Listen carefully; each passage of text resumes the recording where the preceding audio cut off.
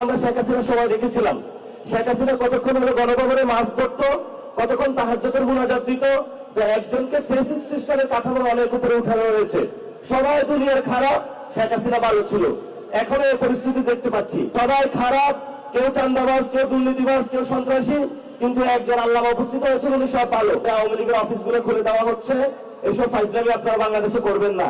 যদি আপনারা ফাইজলামি করতে চান তাহলে কিভাবে হলো আপনাদেরকে সাইজ করতে হয় সেটাও আমরা জানি। আমাদেরকে আপনারা অশান্ত করবেন না।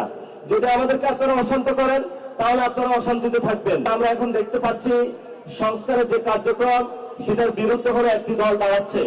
দলটির নাম হলো বিএনপি। এই বিএনপির ভাই, নেতা, কর্মী এবং যারা পার্লামেন্টে যাচ্ছেন, যারা সরকারে আছেন, আপনাদেরকে অনুরোধ করব, সংস্কারের যে রিফর্ম অ্যাসেম্বলি সেটা দ্রুত গঠন করার জন্য আপনারা উদ্যোগ নিন। যদি এটা না করতে পারেন তাহলে আমাদের যে ম্যান্ডেটটা ছিল গণ অভ্যুত্থানের পরে শহীদ এবং আহতদের, আমরা সেই জায়গায় আবার ফিরে যাব।